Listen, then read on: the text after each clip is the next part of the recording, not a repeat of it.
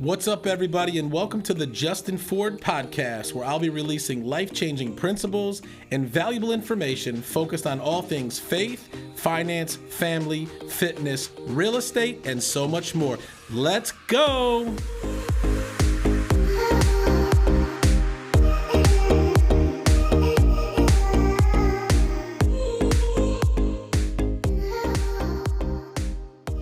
What's up, everybody, and welcome back to another episode of the Justin Ford Unleashed podcast. Super excited to be with you here again today.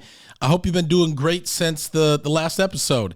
And if you're loving the episodes and you're loving the show, do me a favor. Go ahead and hit the subscribe button here on YouTube or your favorite podcast platform.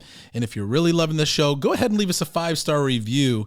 We would love to absolutely hear your feedback. And if you haven't followed me yet on social media, you can at the official Justin Ford. Again, at the official Justin Ford. And feel free to, again, share these episodes with your friends or family members. Got another great episode in store for you today. But before we get into that, I wanted to remind you that this episode is brought to you by my friends over at Next Door Lending. Next Door Lending is a team of professionals that believe everyone should be treated as if they live next door. The founders and team members have more than 150 years of combined loan experience, helping clients all over the country choose the best loan program to help you accomplish your goals. Next Door Lending is currently licensed in over 26 states and has a team of over 100 loan officers specializing in helping you get the best rate and terms. Whether you're looking to refinance your home or you're looking to purchase your next home, call my friends over at Next Door Lending today at 888-885-3667 or visit their website at nextdoorlending.com. Wow, it feels like I haven't had an episode where I was in the studio by myself in a long time, but I've got a great episode in store for you today. You know, for many of you guys that have been listening and following for a while, you know that I'm in the real estate industry. I have been in the real estate industry for 18 years. I've been selling now officially for 10 years. And so I've been a licensed a real estate agent for 10 years, and it's been a great ride. It's been a bumpy ride. It's been, a fun ride, a lot of ups and downs. I always tell people, real estate is an amazing industry to be a part of, but it's a difficult industry to be a part of. A lot of people, when they think of getting their real estate license, they see the glitz and the glamour, they see the different TV shows, A&E and, HGTV. They make it look great, right? They make it look great. And so what do people do? They line up to get their real estate license. And what's crazy about the statistics is 90%, a staggering 90% of real estate agents are out of the business in their first 2 years, gone, like come in and gone within their first 2 years. And so I think because when people think of real estate, they think, wow, I can make a lot of money and I like houses and I can walk through houses, but they don't really understand what needs to happen or what you need to do or what takes place in order to be successful in real estate. And so when most people realize, oh my gosh, this is hard and there's no guaranteed paycheck and the only way that I eat is if I go out and I create opportunities, most people unfortunately can't handle that. Now we're in an interesting time right now in the real estate industry. Rates as of today, are around 8%, give or take. They're high. And we've seen a slowdown. Sales right now are down 25% from the same time this year, and yet prices are still around the same or sometimes we're still seeing multiple offers on houses. I just sold a house last week. We had 9 offers and sold it $25,000 over the asking price. And so we're still seeing that even in a climate where, it's not like it was a year and a half ago when rates were, sub 4%. We saw more sales taking place. We still had a lack of inventory, but it's tough out there right now, right? For a lot of real estate agents, I do coaching, through an organization called Glover, as many of you know, and, we meet on a regular basis, have a weekly coaching call. We're constantly discussing what we're seeing in the market, what's going on. Real estate agents right now are having a tough time, right? They're having a tough time. And, one of the things that we always teach and say is, we can't control the market, but we can control what we do. And sometimes you need to change what you do in order to get the same results as maybe you were doing that you were getting before, but doing things differently. And I think a lot of times real estate agents don't pivot and do things, differently, or double down on the things that they know work in order to stay alive in the business. And when you're on a commission income, you can only go so long without getting a paycheck. And so, it's an interesting market. It's an interesting market. And, what I think is important, especially, if real estate is your only source of income, that you need to look at how can you create additional streams of income, even within what you're already doing, to give you leverage to where, even the Bible talks about, creating multiple streams of income so that if one stream dries up, you're not left high and dry. Now, I'm not saying go get distracted and, over leverage yourself into other things to where, you take your foot off the gas in real estate. What I'm saying is it's important as real estate agents to make sure that we have other streams of income that are coming in. And one of the things that I want to talk to you about today is one of my all-time favorite books that I read. And if you haven't read it before, I'm going to highly recommend you get it. It's called Cashflow Quadrants by Robert Kiyosaki. Many of y'all may know who Robert Kiyosaki is. Robert Kiyosaki wrote Rich Dad, Poor Dad. Rich Dad, Poor Dad is one of the best-selling books of all time, from a financial perspective, real estate perspective. And Robert Kiyosaki talks about how, he had a rich dad and a poor dad. And the poor dad wasn't so much poor as in like poverty poor, but more from like a mindset opportunity poor. His dad worked a job, and his dad worked 9 to 5. His dad, followed the basic path that we're taught out of college, or out of school into college, is, go to work, get a good job, put some money into retirement, and then retire one day. And there's nothing wrong with that. But what he talks about is his rich dad, which was his friend's dad. It wasn't his real dad, so he uses it as an example. Is his rich dad was a businessman, who invested, who diversified, who had multiple streams of income, who thought differently than his poor dad. And Robert Kiyosaki was very drawn to his rich dad's mindset, philosophy, and lifestyle, and that was something that he wrote about in Rich Dad, Poor Dad. And I think everybody should read this book, whether you're in real estate or not, because it gives you a perspective and a different perspective and a different, example or mindset to look at. And so he talks about the cash flow quadrant within Rich Dad, Poor Dad, but then he wrote a whole book on the cash flow quadrant. And when I read this book, it really opened my eyes and helped me to see things totally different.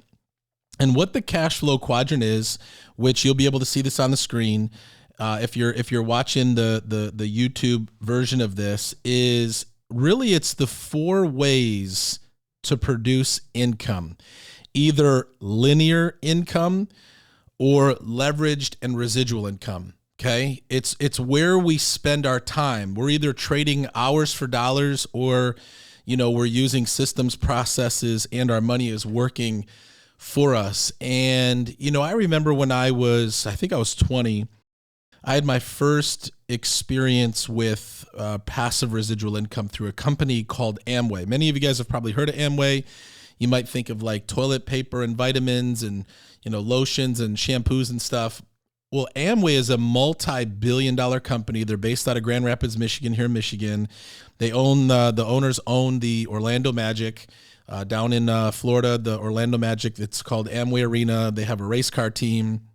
I think they were one of the first companies to create a business through what we call network marketing or multi-level marketing. And basically, what their whole presentation or pitch to people is, hey, how would you like to get paid passive or residual income for your efforts? Meaning you get paid on your efforts ongoing, even after you put in the efforts. And what that means is you get a piece of the pie over and over and over again, versus just getting the pie one time.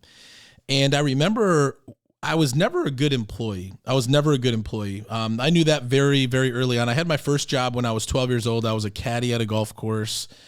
I never liked how, a lot of managers talk to me. Now, I wasn't probably the nicest kid on the block, smart, cocky, would run my mouth here and there. But I just knew that I didn't like working a job. Then at 14, I got a job at Meijer grocery store here in Michigan, bagging groceries during the holidays. I loved the concept of making money. I just didn't like working a job. Then I went on to work at Taco Bell. The same Taco Bell hired me and fired me 4 different times. I don't even know how that's possible, but they did. And every job that I had worked, I got fired from. I was just not a good employee. I didn't like having to work for somebody else. I didn't like somebody else telling me what to do. And most managers, because they're not leaders, there's a difference between a manager and a leader. Most managers can kind of treat you poorly. Not all of them. And I just never liked how managers talk to me. So I would always kind of smart off and, get cocky, and then boom, they'd fire me. And so, but I was always drawn to business. I always wanted to be my own boss. I always wanted to create something. I knew that even, when I was living in my down days, when I was selling drugs and doing drugs and acting crazy, I would go sell my own drugs so that I could create my own party, right? That's what I would do. I would literally, I wasn't a good businessman. I wasn't a good drug dealer. I didn't use my profits well. I would just, sell drugs and use the money to, party like a rock star, which if you don't know that part of my lifestyle, you can go back and hear previous episodes. It didn't end well. I can tell you that for sure. But even in those days, I always wanted to be my own boss. I always wanted to be a businessman. And so when I became a Christian at 19, lived in the homeless shelter. And then at 20, I was living on my own, going to church. I was always attracted to business people. I was always attracted to people who were in business or business opportunities. I was just always drawn to that. And so I was drawn to this Amway, at the time it was called Quick Star, opportunity. And when I learned about passive residual income, I'm like, that's the type of income I want to make. I would rather, make money, while I sleep. I would rather continue to get a check every month, regardless, no matter what, after I've kind of built something, versus having to show up and recreate it over and over and over again. And so I was always open to that concept, understood that concept, and wanted to pursue that concept. Because, once you understand that there are 2 different ways to make money, it changes the way you look at your time and your money. And so when I read this book, Cashflow Quadrant, I don't think there's another book that breaks it down better of these 4 different quadrants. And the 4 different quadrants basically are where people spend their time and where they earn their money, or how they earn their money. And so I want to break these down for you. And again, you can see these on the screen. Number 1 is Robert Kiyosaki talks about the first quadrant, which you got 2 sides. So there's 4 quadrants, but there's 2 sides, the left side of money and the right side of money. So you're either on the right side or the left side. And regardless of what side you're on, you're either in one or more of the quadrants. Okay. So the first quadrant on the left-hand side is what we call the employee quadrant. This is where you have a job. This is where you trade your hours for dollars. Okay. This is where you trade your hours for dollars. What does that mean? You go to work and you get paid. If you don't go to work, you don't get paid. Now, this is where 95%, 95% of the population spend their time. Why? Because this is what we're taught. Go to college and get a good job. That's what we're taught. We're not taught, hey, go create a business. Hey, go create passive residual income. Hey, go create an inheritance and a legacy. They don't teach that. They teach us how to go get a job. Okay. Now, there's nothing wrong with a job, but when you understand these 4 quadrants, you have to ask yourself, where do I want to spend my time and where do I want to earn my money? Okay. And so when you have a job, you really have no leverage, meaning the amount of active work determines your income. Okay. And I'm not saying you can't, take the money that you make from your job and invest it really well and then one day have a retirement and live well. I'm not saying that. what I'm saying is there's 4 ways to produce money. And one of them is as an employee. Now, here's the thing. You could have $1 million salary, but if you don't show up to work, you don't get paid. Okay. And so again, I never was a good employee. So I thought the next best thing was to become self-employed, which is the next quadrant, which is on the left side of the quadrant. Now, being self-employed is a little bit different than being an employee. So you don't have a job, you own a job, okay? You own a job. So very similar to an employee. As a self-employed person, small business owner, salesperson, real estate agent, mortgage person, insurance person, you name it, if you fit the category of self-employed or small business, you own a job, meaning the same thing. The amount of active work determines your income. If you don't show up, you don't get paid. You own a job. Now, as a self-employed person, you have the opportunity, and there are perks and benefits that come with it, where you can earn potentially more income than an employed person. You have a little bit more control or leverage over your schedule, meaning you can, take the day off, the week off, the month off. And if you're your own boss, there's really nobody to tell you that you can't do that, which is you can't really do that as an employee. You might get a week or 2 off per year. But if you start calling off days and weeks off at a time beyond your days that you're allotted, you don't have a job anymore, okay? So the only downfall as a self-employed person is if you take a week off or a month off, you're not making any sales. Your business is not creating income. Therefore, if you don't show up, you don't get paid.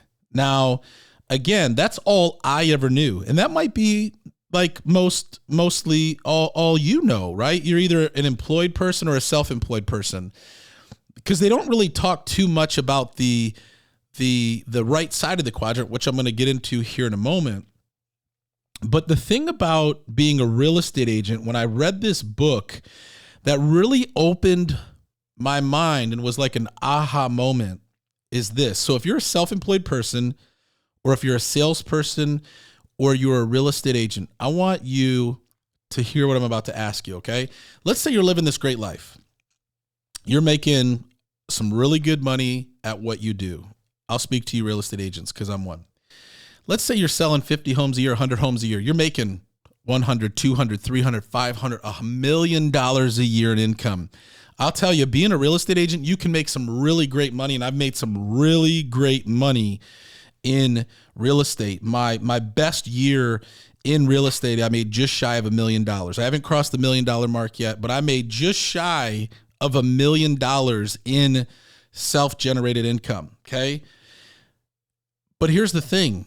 That income required me to show up. What happens if being a real estate agent, I get hit by a car and I can't go into a real estate appointment anymore? I don't care how successful my business is. I don't care how many homes I'm selling. If I can't physically sell any more homes, I go from whatever the income is to zero basically overnight. That's a scary thought if you think about it, because we just assume, I'm going to sell another home tomorrow. I'm going to show up tomorrow. Next year, I'm going to do even more than I did this year. Like, that's how we see things. That's how we plan things. But what if you can't physically show up anymore? What if you, God forbid, pass away and your spouse and your kids who depended upon you to show up and produce your income, what if you're gone overnight? Your income is gone overnight. If you're a solo producer, meaning what you've created, your lifestyle, your income solely depends pretty much you. If you don't show up, that lifestyle is over. That income stream is gone. When I understood that scared me. Another thing is when somebody told me, you know what, Justin, as a real estate agent, you're unemployed. Every time you close a home for a client, you're unemployed. You have to go find someone to hire you again. And I'm like, that's crazy. That's true. Like every time you sell a home, yeah, you get a check. Let's say you get a $10,000 commission check. You're like, holy cow, this is great. Well, if you don't have other clients lined up behind that one, yeah, you might have a $10,000 commission check, but if you don't have other potential commission checks lined up behind that, you can only go so long in this business. And I think this is why 90% of people are out of the business in their first 24 months is because it's not really taught. I mean, it is, but not in most places, how this really works. Okay. So left side of the quadrant, you're either an employee or a self-employed person. You're trading hours for dollars and your income depends upon you. Well, when I heard that, I'm like, absolutely not. Like I'm not going to do this forever, because here's another thing. When was the last time you were invited to a realtor's retirement party? Never. Why? Because real estate agents don't retire. Unless you plan for retirement, unless you invest your money, unless you create multiple streams of income. I know real estate agents who are in their 80s still selling homes. Do you want to be in your 80s selling homes? Even if it's good money, is that how you want to spend the latter years of your life? Absolutely not. And so it's almost like on the left side, unless you show up and unless you put in the hours, unless you do the work, you don't get paid. And so I kept reading on and I'm like, I don't like that. And so then Robert Kiyosaki says, but wait, there's a better way. Then he talks about the right side of the quadrant. This is where he talks about being a business owner. A business owner and a self-employed person are two different things. When you own a business, you own a system. You own a business where people work with you and for you to help you create income. There's a lot of different business types of businesses that you can own, but let's just use the franchise model, for example. Do you think that the guy that owns a McDonald's franchise is in the back dropping fries? Nope.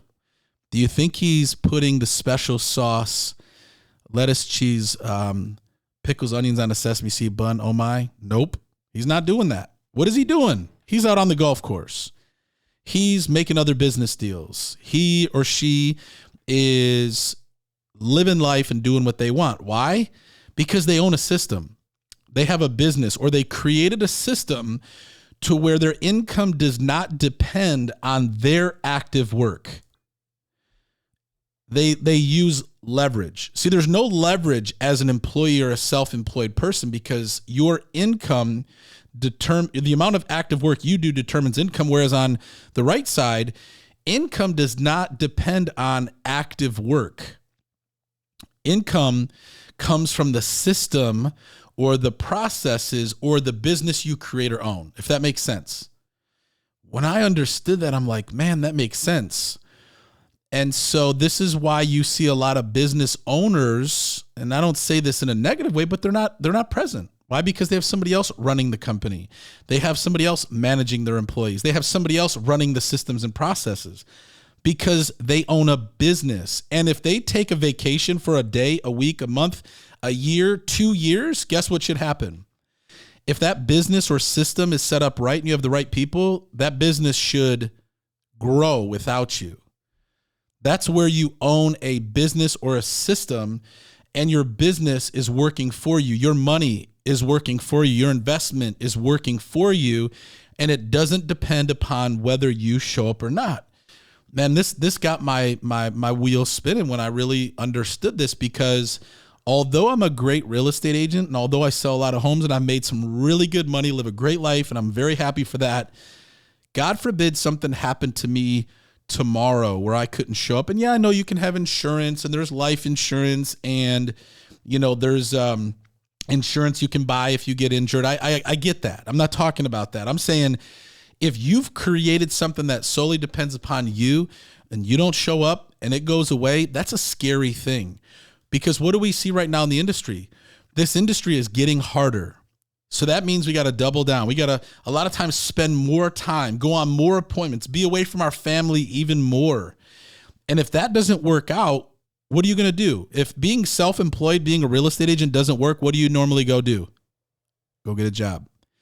And now you have no leverage. At least as a self-employed person, you kind of controlled how you did things. You had a little bit more flexibility. But if you go back to being an employee, that's going to be very difficult. But on the right side of the quadrant, you created a system or a process. So for instance, right, I have a team, the Justin Ford real estate team. I have real estate agents that work for me. My goal is to create a business and a system that does not depend upon me to run it. Meaning if I wanted to remove myself from the equation, and I'm not saying I'm just looking to remove myself from the equation, but I'm thinking now more on the right side of the quadrant versus the left side of the quadrant. I want to create something that does not depend upon me for it to work, for it to create income. That's a business, right? Being an owner versus a self-employed person or an employee. And again, there's no good, bad, right, or wrong in either one of these. So, if you're an employee and you love it, that's great. I'm not telling you to go be a self-employed person. If you're a self-employed person and you love it, that's great. I'm not telling you to go be a business owner, but I'm sharing this with you because I want you to at least think. Because we don't know what tomorrow may bring, and we don't know when the well that we are pumping could potentially dry up, right? And so when you have a system or a business or something on the right side of the quadrant, you own it, right? It doesn't depend upon you. It's not like you own a job, you own a system or a business, okay? And what's great is the income does not depend upon active work. And then the fourth quadrant is the I quadrant. This is the investor quadrant. This is where you own investments. Maybe you have an investment property. Maybe you invest into stocks. You have crypto. This is where your network marketing companies, are in this quadrant where you have passive residual income. You've created income on the right side of the money. This is also where income does not depend on active work. Now, here's the crazy thing. 95% of the population is on the left side of the quadrant, either as an employee or self-employed person, and only 5% of the world's wealth exists on the left side of the quadrant. Now, on the right side of the quadrant, this is where 5% of the population is, but yet 95% of the wealth exists. I don't know about you, but I feel like we've been duped. Why are they teaching us in college and in school to go get a job versus going to build a business or to create investments or to create leverage? Well, I think it's because whoever really sits at the top of this doesn't want the majority of the people on the right side. Why? Because if 95% of the people are on the left side of the quadrant and only 5% of the wealth is there, then it makes sense that only 5% of the population is on the right, but yet 95% of the wealth is created on the right-hand side. It's kind of like, wait a minute, what's going on here? And so when I read this book and I understood this concept, I'm like, where do I want to spend my time and where do I want to earn my income? So on the right side of the quadrant, in the I quadrant, this is where your money's working for you. This is where you're creating streams of income that show up whether you show up or not. And I'm not saying people that have income streams that show up whether you show up or not are not working. The difference is they've put in work where it no longer depends upon them for that income to show up, right? So think about it. You go buy an investment property, or you go buy an apartment building, or you go put your money into the stock market. You're no longer really doing anything if your money is in the stock market. It's growing. Your money is working for you. If you own an investment property, you may have an investment that you've put into it, but you can buy an apartment building or investment properties, hire a property management company who handles the management of it, who handles the phone calls from the tenants, and then just gives you a check at the end of every month. You're not doing anything to create that income. You're using leverage. And leverage, to me, is like the secret sauce or this thing that most people don't really know about, okay? And so when you're looking at your business right now and you're looking at where you're spending your time right now, what is your plans for the future? What is your end game? What's your exit strategy if you're a self-employed person? What is your exit strategy if you're a real estate agent? What's the bigger picture that you're thinking about down the road? And maybe again, you're happy as an employee. Maybe again, you're happy as a self-employed person. Totally fine. But what if tomorrow that was gone? What would your life look like? How would that affect you? How would that affect your family? Now, you can still be a self-employed person and have investments. You can still be a self-employed person and be a business owner. You can be an employee and have investments. This is why I say you shouldn't just be in one quadrant. You should be in multiple quadrants, okay? J. Paul Getty, who is the first recorded billionaire in the United States, said this. He said, I would rather have 1% of 100 men's efforts than 100% of my own. I'll repeat that again. I would rather have 1% of 100 men's efforts than 100% of my own. What did he understand in that statement? He understood leverage. He understood leverage. And so one of the things that I began to do over the last several years was look at how can I move from the left side of the quadrant to the right side of the quadrant. Now, I'm still in the S, self-employed, right? Because I still sell real estate. And if I don't sell real estate, that commission doesn't show up. And at the same time, I'm building a system. I'm building a business. I'm building a team. I'm putting systems and processes and people in place to where if I decide to step away or if something ever happens to me, my business can continue to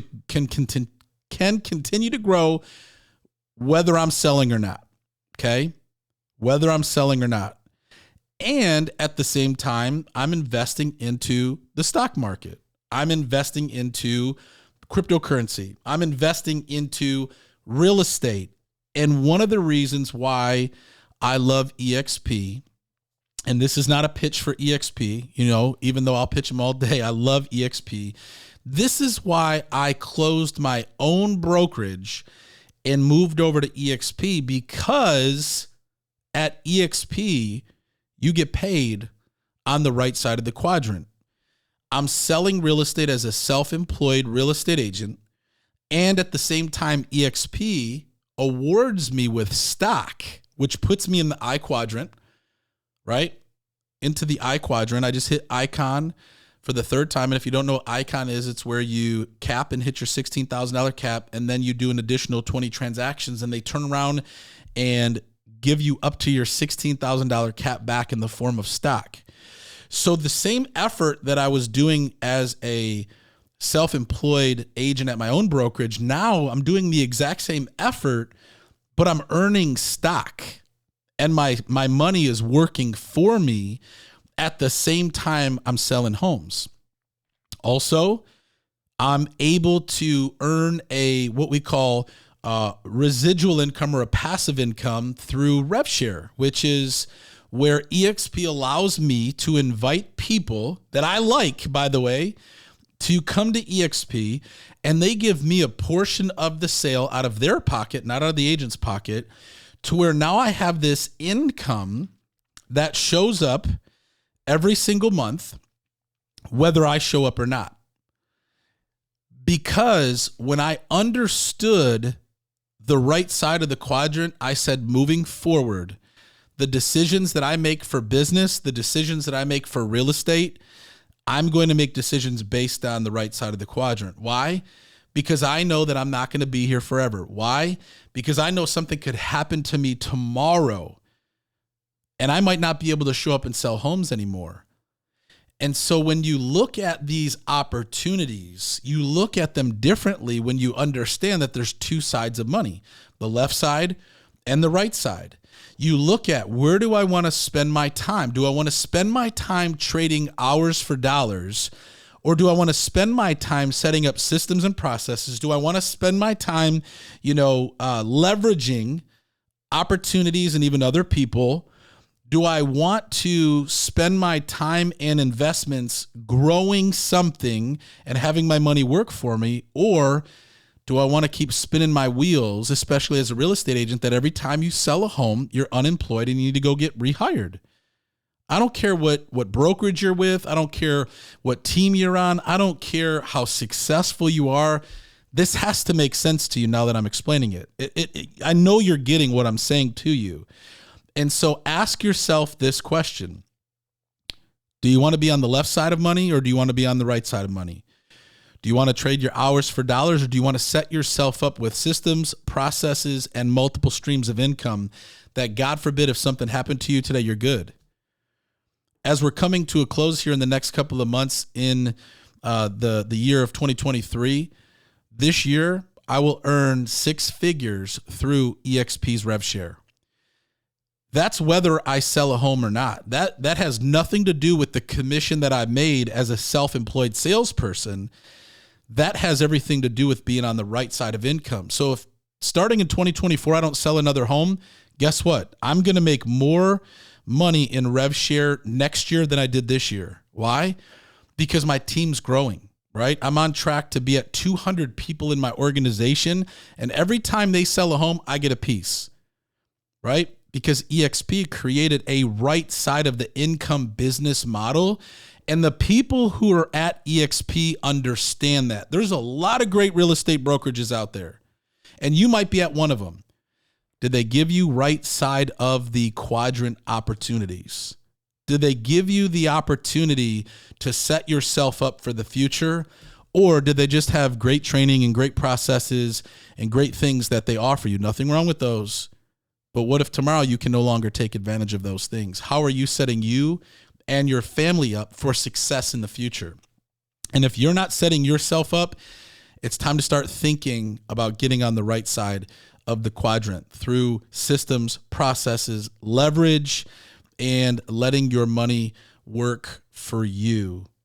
When I saw this, it was a no-brainer. I didn't even care what the name of the company was. I didn't care what the logo looked like. All I understood was I want to set myself and my family up long-term. And if I'm going to sell real estate anyway, why not put myself on the right side of the quadrant? Why not earn stock? Why not create rev share and passive income? Why? Because one day I might not be able to sell. I don't care if I sell 100 homes a year. If I can't sell 100 homes a year and that's the only thing that I rely on, I have nothing. But what's awesome is when you can create these right side of the quadrant opportunities, this changes everything, guys. So as you can see, I'm super passionate about this. I absolutely love this concept of understanding that there's two sides of money, and you have to ask yourself, where do you want to spend your time? Where do you want to earn your money? And if you guys are interested in learning more about this, go get the book. Go download the audio, Cashflow Quadrant by Robert Kiyosaki. It is truly, truly a game changer, and I think you'll love and appreciate this. And guys, if you ever want to have a conversation with me about how you can move your business to the right side of the quadrant, how you can create passive residual income, how you can build your real estate business or self-employed business into an actual business, and how you can earn stock, email me, call me, reach out to me. I'd love to explore what it would look like to partner with you here at EXP. You can reach me, Justin at justinfordteam.com, Justin at justinfordteam.com, or you can shoot me a message on any social media platform, guys. And so again, Cashflow Quadrant by Robert Kiyosaki. You're either an employee or a self-employed person on the left side of the quadrant, or you're on the right side as a business owner owning a system or a process, or you're in the investor / passive residual income side of the quadrant. And how do you want to spend your time, and how do you want to earn your money? Guys, I appreciate you tuning in to another episode here of the Justin Ford Unleashed podcast. And I do want to remind you that this episode is brought to you by my friends over at Next Door Lending. Next Door Lending is not just a sponsor on the show. These are my friends. This is my personal lending relationship. This is who we send all of our buyers to. Guys, Next Door Lending has over 600 5-star reviews. They have a perfect A+ Better Business Bureau rating, and they offer incredible products and incredible service. And in a market like this, you need a great lender. So if you're looking to purchase a home and you want to get pre-approved, call my friends over at Next Door Lending. If you're looking to refinance your home and take some cash out, call my friends over at Next Door Lending. And if you're a real estate professional looking for a great mortgage relationship, call my friends over at Next Door Lending today at 888-885-3667, or visit their website at nextdoorlending.com. Guys, again, hit the subscribe button if you're loving the show. Feel free to share this episode with your friends or your family members. This, what I taught today, makes sense, okay? Ask yourself, Where do you want to spend your time? Where do you want to earn your money? Okay. 2 things I always like to leave you with before we wrap up the episode. Number 1, it's not how you start. What matters is how you finish. And number 2, with God, all things are possible. God bless you guys. Thanks for tuning in, and we'll see you on the next one.